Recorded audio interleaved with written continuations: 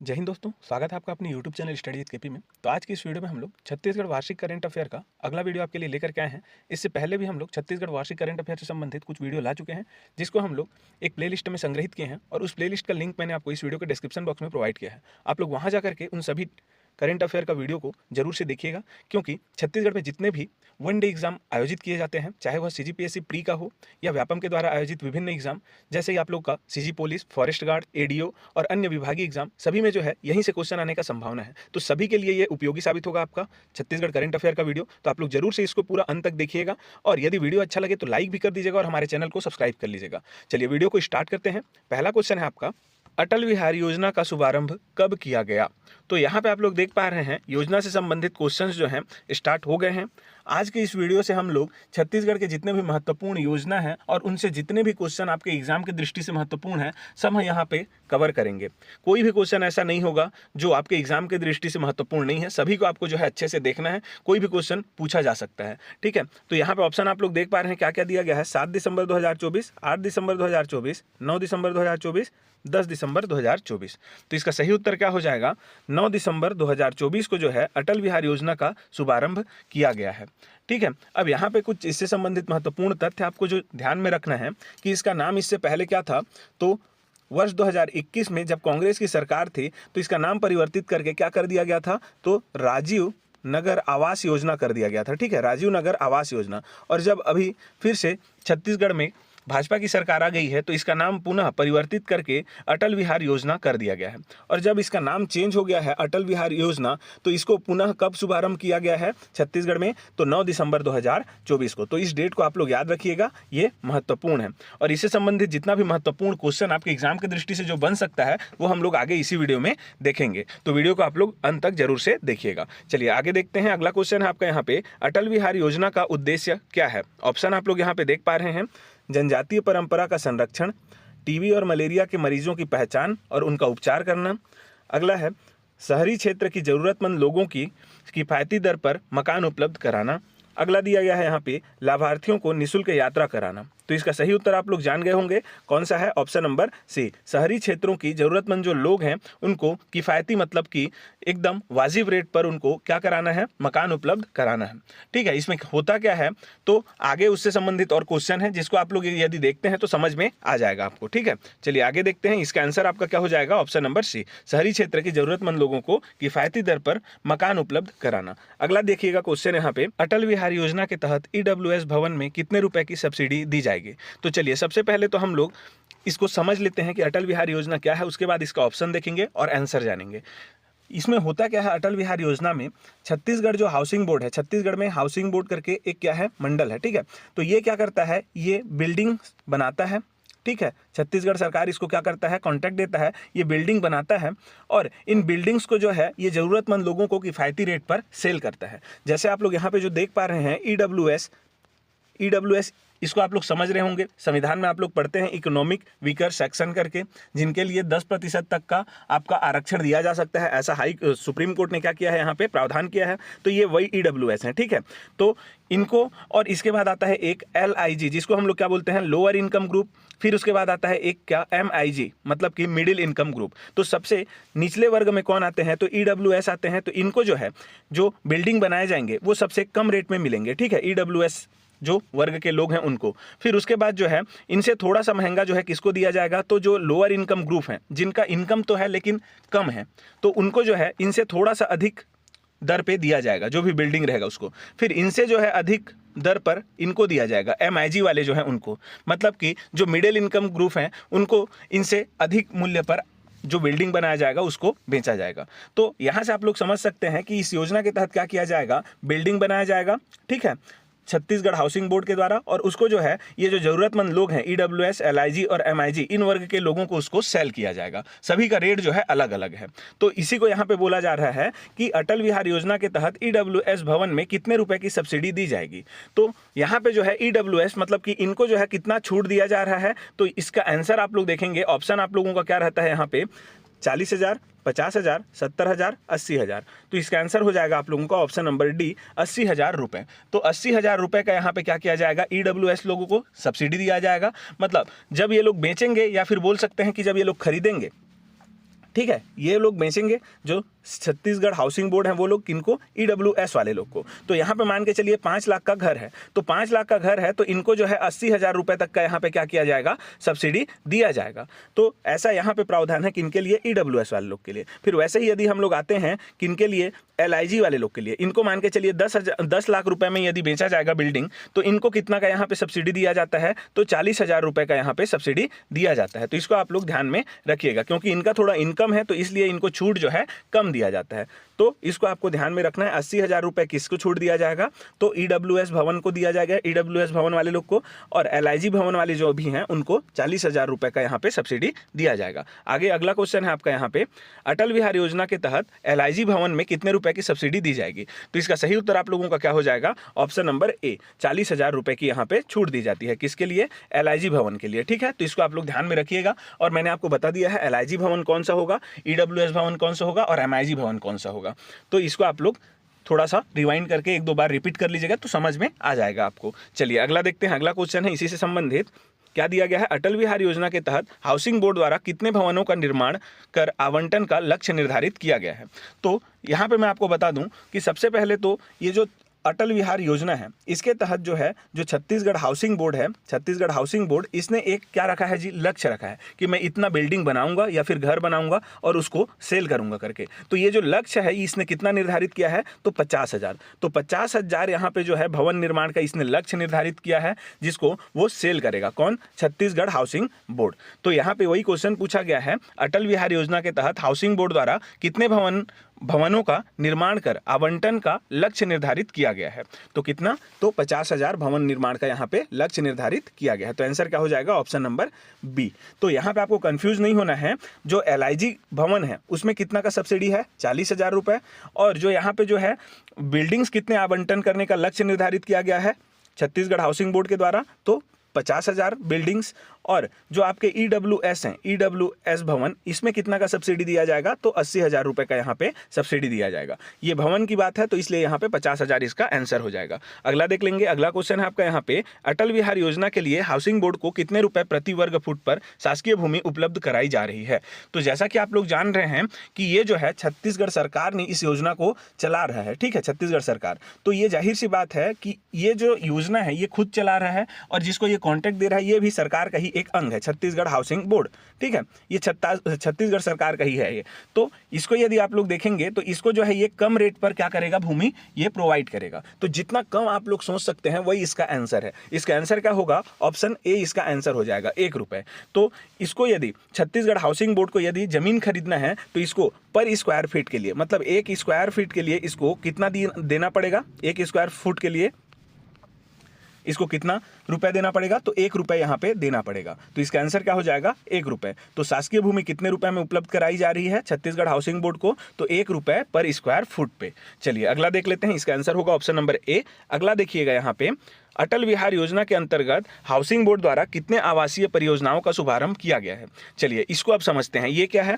तो जैसा कि मैंने आपको बताया कि छत्तीसगढ़ हाउसिंग बोर्ड ने कितना भवन निर्माण आवंटन करने का लक्ष्य निर्धारित किया है, तो 50,000। अब ये जो 50,000 भवन निर्माण का इसने लक्ष्य निर्धारित किया है, इसको जो है केवल एक ही शहर में ये बना करके नहीं बेचेगा, इसको छत्तीसगढ़ के कई अलग अलग जगह हैं वहां पर के इसको बना करके ये बेचेगा। जैसे कि मान के चलिए एक यहाँ पे मान के चलिए 50,000 में से 5,000 आप लोगों का बिलासपुर में बना दिया, रायपुर में आप लोगों का 5,000 बना लिया। ऐसे करके कई अलग अलग जो है जिलों में ये स्थान पर अलग अलग जिलों में जो है भवन निर्माण करेगा और उसको ये बेचेगा। ठीक है, तो इसमें आपको समझना है क्या क्वेश्चन है आपका, अटल बिहार योजना के अंतर्गत हाउसिंग बोर्ड द्वारा कितने आवासीय परियोजनाओं का शुभारंभ किया गया है, मतलब कितने जगहों पर ये भवन निर्माण करेगा। ये जो 50,000 का टारगेट रखा है इसको कितने जगहों पर ये बनाएगा। तो इसका आंसर आप लोगों का क्या हो जाएगा, ऑप्शन नंबर सी, 7 जो है यहाँ पे परियोजनाओं का शुभारंभ किया है, आवासीय परियोजनाओं का। और ये कौन कौन सा है ये भी मैं आपको बताऊंगा, कौन कौन से जगह पे आप लोगों का इसको बनाया जाएगा। सबसे पहले आप लोग ध्यान में रखिएगा, मैप से इसको आप लोग याद करेंगे तो समझ में अच्छे से आएगा। तो यदि आप लोग देखेंगे ऐसा करके कुछ बीच में पार्टीशन है, तो इधर साइड आप लोगों का जो है दुर्ग संभाग है और इधर साइड आप लोगों का रायपुर संभाग है। तो रायपुर संभाग में आपको रायपुर जिला लेना है, फिर उसके बाद धमतरी जिला लेना है और उसके बाद यहाँ पे गरियाबंद जिला लेना है। इन तीनों जिलों में से जो है आप लोगों को देखना है कि रायपुर में आप लोगों का कौन सा, तो भुरकोनी। ठीक है, तो रायपुर में आप लोगों का भुरकोनी में, फिर उसके बाद गरियाबंद में आप लोगों का पथर्रा में, ठीक है, गरियाबंद के राजिम में, पथर्रा में, और आपका जो यहाँ पे धमतरी है, धमतरी, इसमें 2 जगहों पर आप लोगों का यहाँ पे क्या किया जा रहा है, आवासीय परियोजना चलाया जा रहा है। जैसे कि आप लोग यहाँ पे देखेंगे कौन कौन सा है, एक तो खरटोली है, एक खरटुली, ठीक है, और एक आप लोगों का सिहाद है, सिहाद, ठीक है। तो इसको आप लोग याद रखिएगा कौन कौन सा जगह है, तो रायपुर में भुरकोनी में, फिर उसके बाद राजिम में, पथर्रा में, और आप लोगों का धमतरी में, खरटुली और सिहाद, इन 4 जगहों पर आप लोगों का इधर है रायपुर संभाग में, और टोटल कितना है, 7 है। तो और 3 कौन कौन से हैं, तो उसको भी मैं आपको यहाँ पे बता रहा हूँ। अब ये तो हो गया रायपुर संभाग का जो आवासीय परियोजना है वो 7 में से 4, ठीक है। फिर उसके बाद अभी हम लोग देखेंगे दुर्ग में। तो दुर्ग में यदि आप लोग आएंगे तो एक तो दुर्ग जिला देखेंगे, उसके जस्ट नीचे में है आप लोगों का बालोद जिला। तो दुर्ग जिले में आप लोगों का कहाँ पे होगा जी, तो पालगांव। तो पलगांव में आप लोगों का क्या हो जाएगा, यहाँ पे आवासीय परियोजना चलाया जा रहा है। और एक आप लोगों का जो है यहाँ पे बालोद में चलाया जा रहा है, कहाँ, तो बालोद के गुरूर में चलाया जा रहा है, ठीक है। तो बालोद के गुरूर और दुर्ग के पालगांव में आप लोगों का ये आवासीय परियोजना चलाया जा रहा है। कितना हो गया, अब रायपुर संभाग का 4 हो गया, और उसके बाद दुर्ग संभाग का 2, तो 4 2 6, और एक जो बचा है वो है आप लोगों के बीजापुर में, ठीक है। तो बस्तर संभाग के बीजापुर जिले में एक है आप लोगों का, बीजापुर का आप लोगों का काकड़ापारा, काकड़ापारा, तो काकड़ापारा आप लोग याद रखेंगे। बीजापुर के काकड़ापारा में भी आप लोगों का आवासीय परियोजना शुभारंभ किया गया है। अब ये मैं आप लोगों को क्यों बता रहा हूं, क्योंकि ऐसा क्वेश्चन पूछ सकता है कि अटल विहार योजना के अंतर्गत हाउसिंग बोर्ड द्वारा जो 7 आवासीय परियोजना शुभारंभ किए गए हैं उनमें कौन सा शामिल नहीं है, और आपका ऑप्शन वहां पे दिया रहेगा एक, जिसको आपको टिक करना है, जो इसके अंतर्गत नहीं आता है, ठीक है। इसलिए मैं आपको यहाँ पे इसको बताया हूँ 7 का नाम, तो आपको याद कर लेना है। एक बार और मैं आपको यहाँ पे रिवाइज करा दूं ताकि आपको यहीं पर याद हो जाए। सबसे पहले हम लोग यहाँ पे देख लेते हैं ऐसे करके रायपुर साइड में। तो रायपुर साइड में आप लोगों का एक आ जाएगा कौन सा, भुरकोनी, रायपुर में। फिर उसके बाद आप लोगों का खरतौली धमतरी में, और धमतरी में ही एक आप लोगों का क्या है, सिहाद है, और एक आपका राजिम में क्या है, पथर्रा है। फिर उसके बाद यदि हम लोग दुर्ग संभाग में आते हैं तो दुर्ग में है आप लोगों का क्या, तो पालगांव है, पालगांव दुर्ग में। फिर उसके बाद यदि हम लोग देखेंगे बालोद में, तो बालोद का क्या है, गुरूर है, बालोद के गुरूर में है। और एक नीचे में हम लोग देखेंगे बीजापुर में, तो बीजापुर में है आप लोगों का क्या, काकड़ापार, ठीक है, काकड़ापारा। तो यहाँ पे आप लोगों का जो है इन 7 जगहों पर क्या किया जा रहा है, ये आवासीय परियोजनाएं चलाई जा रही है। तो आंसर होगा ऑप्शन नंबर सी। आगे इसी से संबंधित क्वेश्चन है, इसलिए मैं आपको इसको याद करा रहा हूँ, ठीक है। 4 3 7 ये आप लोगों को याद रखना है। आगे आप लोग यहाँ पे देखिएगा, अटल विहार योजना के अंतर्गत हाउसिंग बोर्ड द्वारा 7 आवासीय परियोजना का शुभारंभ किया गया है, इनमें शामिल नहीं है। तो देखिए वही वाला क्वेश्चन आ गया, कौन सा शामिल नहीं है। ऑप्शन आप लोग देख पा रहे हैं, भुरकोनी, रायपुर, ये तो होगा, मैं आपको बताया था। फिर खरतुली, धमतरी, ये भी मैं आपको बताया था, ये शामिल है। फिर बालोद में मैंने आपको बताया था गुरूर, ये भी शामिल है। अब इसमें कौन सा शामिल नहीं है, तो यहाँ पे शामिल नहीं है बोला है, इसलिए आंसर हो जाएगा option number D, Kota Bilaspur जो है इसमें शामिल नहीं है। तो ऐसा क्वेश्चन यहाँ पे बन सकता है, इसलिए आपको ये 7 जो आवासीय परियोजनाएं हैं उनको याद रखना है, ठीक है, उनका नाम को। चलिए अगला देख लेते हैं। अगला क्वेश्चन है आपका यहाँ पे, प्रधानमंत्री आवास योजना के से प्रेरणा लेते हुए राज्य सरकार ने छत्तीसगढ़ के विभिन्न शहरों और विकासखंड में रह रहे आवासहीन कच्चे भवन के स्थान पर किफ़ायती और पक्के छत युक्त आवास उपलब्ध कराने के लिए कौन सी योजना प्रारंभ की है। तो इसको आप लोग एक बार और रिपीट कर लीजिएगा क्वेश्चन को। अब इसका ऑप्शन मैं आपको बता रहा हूँ क्या क्या दिया गया है, संजय विहार योजना, अटल विहार योजना, मुख्यमंत्री विहार योजना, शहरी ग्रामीण विहार योजना। तो इसका सही उत्तर क्या हो जाएगा आप लोगों का, ऑप्शन नंबर बी, अटल विहार योजना। तो आप लोग जान रहे हैं केंद्र लेवल पर आप लोगों का प्रधानमंत्री आवास योजना चलाया जा रहा है, जिसके तहत आप लोगों को घर बनाने के लिए पैसा दिया जाता है। तो उसी से प्रेरणा लेते हुए जो है आप लोगों का अटल विहार योजना को भी छत्तीसगढ़ सरकार ने स्टार्ट किया है, इसलिए इसका आंसर क्या होगा, ऑप्शन नंबर बी। चलिए जितना भी आप लोगों का इस योजना से संबंधित क्वेश्चन बन सकता था मैंने आपको यहाँ पे पूरा कवर करा दिया है। अब अटल विहार योजना से कोई भी यदि क्वेश्चन आता है तो आपसे वह बन जाएगा। चलिए अगला देख लेते हैं। यहाँ पे अगला योजना है निक्षय पोषण योजना। तो यहाँ पे क्वेश्चन है, निक्षय पोषण योजना की शुरुआत छत्तीसगढ़ में कब से की गई है।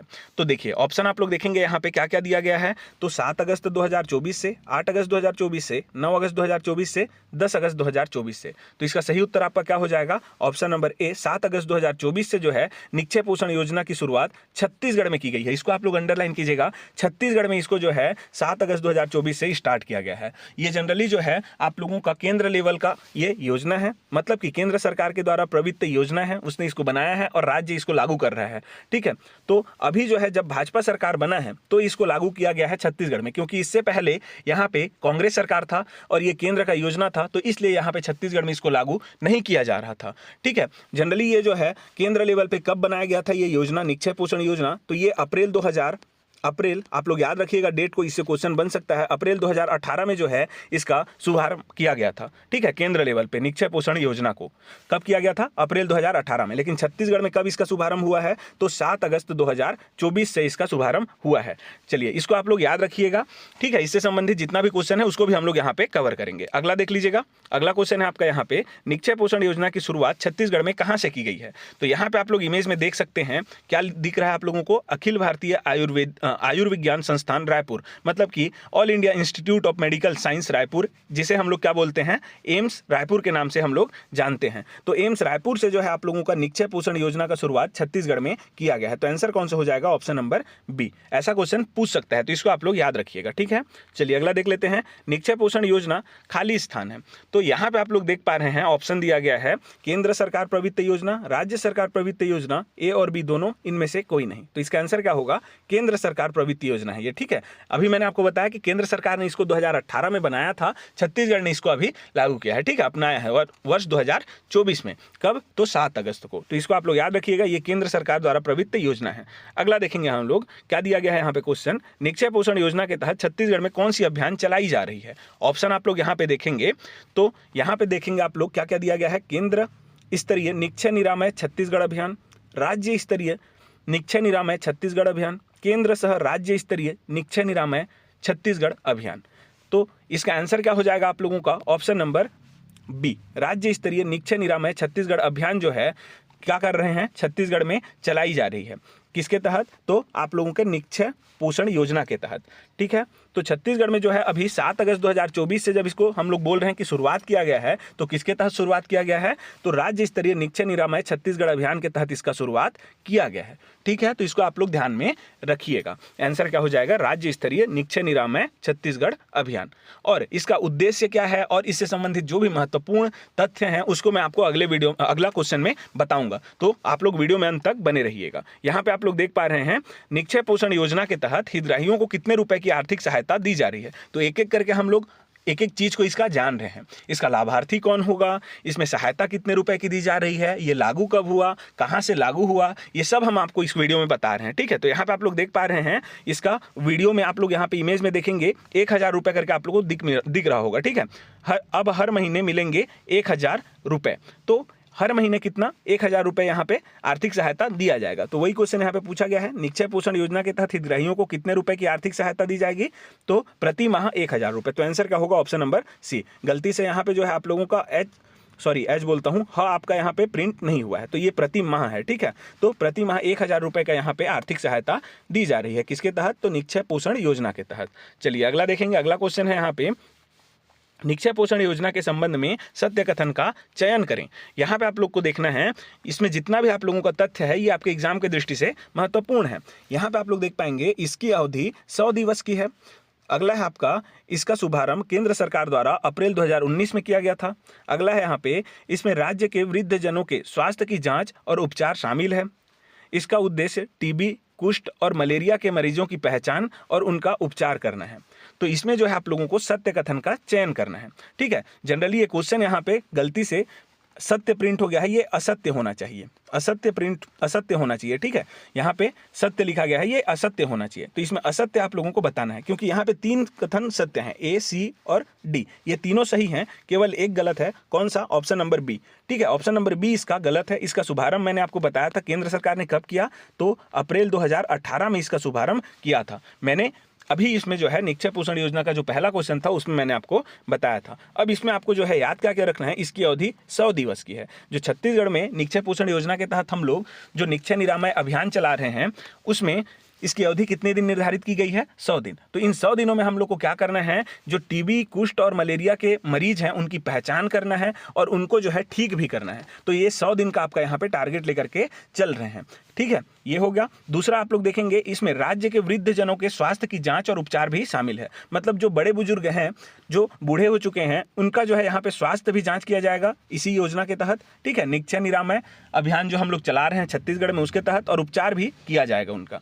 आगे आप लोग देखेंगे इसका मुख्य उद्देश्य क्या है, तो टीबी जो आप लोग जान रहे हैं जिसको क्षय रोग बोलते हैं, तो इसके नाम में ही आप लोगों का क्या है, निक्षय दिया गया है, तो क्षय को दूर करना, ठीक है। तो टीबी रोग, कुष्ठ रोग और मलेरिया के मरीजों की पहचान और उनका उपचार करना इसका क्या है, मुख्य उद्देश्य है। तो इसको आप लोग को टिक करना है। जब भी निक्षय पोषण योजना या फिर छत्तीसगढ़ निक्षय निरामय अभियान का आपका उद्देश्य पूछा जाएगा तो आपको क्या टिक करना है, तो टीबी, कुष्ठ और मलेरिया के मरीजों की पहचान और उनका उपचार करना, ये इसका क्या है, मुख्य उद्देश्य है। तो इसको आप लोग ध्यान में रखिएगा, क्योंकि यहाँ पे क्वेश्चन प्रिंट गलती से यहाँ पे सत्य हो गया है, जो कि असत्य होना चाहिए। तो इसका आंसर क्या होता है, यदि ये असत्य कथन पूछता तो आंसर हो जाता ऑप्शन नंबर बी। इसका शुभारंभ जो है केंद्र सरकार द्वारा अप्रैल 2019 में नहीं किया गया है, इसको अप्रैल 2018 में किया गया है। बाकी सभी कथन सत्य हैं। तो ये था आपका आज का लास्ट क्वेश्चन। यदि वीडियो आप लोगों को पसंद आया होगा तो लाइक कर दीजिए, अपने दोस्तों में शेयर कर दीजिए और हमारे चैनल को सब्सक्राइब कर लीजिए, ताकि आने वाले समय में जो हम लोग योजना से संबंधित अगला और क्वेश्चन लाएंगे वो आपको समय के साथ में देखने को मिलता रहे। धन्यवाद।